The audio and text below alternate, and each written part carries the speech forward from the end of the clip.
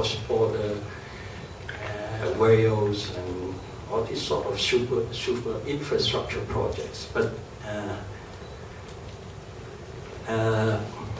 10 years ago, I went to one of these New Year tea reception to the Chief Secretary's home, Mrs. Anson Chan. At that time, I was the chairman of the registration board, and then I gave her my card and said, "Oh, you're from the landscape architects," and then she started asking me, "Oh, where are the trees along the road to the airport?" I looked at her. I said, "Well, you were the chairman at that time when you were heading that committee." And then she started asking me, "Well, what are the trees?" I said, "Give me the land, give me the money. I'll plant trees all the way along from Changi to the airport." If you all have a good memory, well, most of them are very young. If you all have a good memory, you remember when the airport was first opened, there were a few birds. The sculpture birds, the rusty iron sculpture birds. I don't know if you all remember. And it was put there by one of the landscape architects, the birds flying to the airport. And I don't know, I heard these rumors. And Mrs. Anson Chan went to visit the site of the new airport, and she see all these rusty birds. She said, "Well, it looks terrible." And then a week later, the highway department removed all the birds. And then SCMP exposed these things, and then the birds went back in. Half of them. And I have the honor of housing some of these dismantled birds in my public housing as sculptures. So these are the mentality of our high-level officials.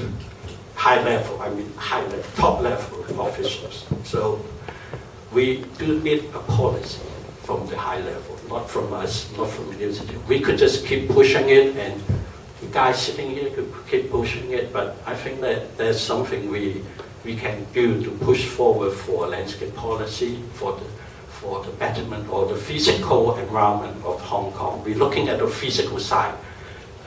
Fiona was talking about all these waterfront recreation facilities, people looking at blank walls, people looking through these chain link fencings, and yes, there's still a lot of these areas around Hong Kong, and it's just a waste to our waterfront. I got quite some good examples to share, but sorry, you just have to read all of this. I'll try to circulate this after the meeting, and I'll put this on the web page. At the moment, how's Hong Kong doing in a greening position? A lot of cities around us already have legislation in greening positions. Singapore, Japan, a lot of the European cities, and even just across the border, China. China have a very stringent greening provisions. If you don't fulfill these greening provisions, you're not going to get any of your development go ahead. And these greening provisions almost like a telephone book, and they will ask you what kind of plants you're putting in, what kind of species, the mix of species, native species, or ornamental species. Whereas in Hong Kong, we have, TW just mentioned, we have this HKPST, Hong Kong Planning Standard Guidelines, and it's a guideline. You don't have to follow it. The building department gave incentives a few years ago about sky garden, creating sky garden in our developments. And these sky gardens and always turn out as being the refuge floor for these 50, 60-story buildings, and they are called sky gardens. Unfortunately, we have this accident back in 2008 in Stanley, which killing this young girl in and after that, the chief secretary had a team of different departments and start this tree management report. And over the tree management report, they said they're setting up a new team in the Development Bureau to look after greening. Finally, we got a landscape greening office in the government, headed by a assistant director. And hopefully this new office will improve our greening provisions in Hong Kong in the future. Let's wait and see. And I'm putting a lot of faith in them, after working with them for quite some time. Let's wait and see. So at the moment we have this building ordinance, but building ordinance doesn't talk about greening. It talks about health and safety of our buildings. We have the planning ordinance. Planning ordinance is talking about land status, what you can build on your land. And it did touch upon some of the greening issues like tree preservations, but how much greening you're going to provide. And TW just mentioned is coming. Let's wait and see.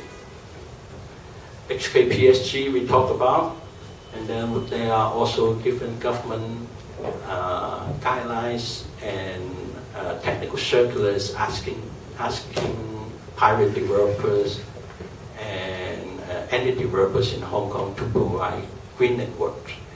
And development plans, a lot of development plans have to fulfill this one, but there is no standard provisions, like we talked about on how we going to put together in a site on what sort of greenings, what are the percentage of greening coverage we have to provide. TW also mentioned this one is coming soon. So all of these are in the future and in your hands, in our hands. I keep talking about a landscape policy. What is a landscape policy? It's something very vague in the air. To make it simple, it's just a set of statements, set of objectives that what we look forward in the future for our city. And also we do need a framework on what we should provide. At the moment, all the development sites are looking by the government as individual parcel and then individual requirements on these sites. And there's no holistic approach on what the urban area should be like, how our open space should be linked together, how this open space should be linked to our waterfront, which is the biggest asset of Hong Kong City. I saw 0 minute over there, so I'm going to end my presentation, by talking now. Okay, thank you very much.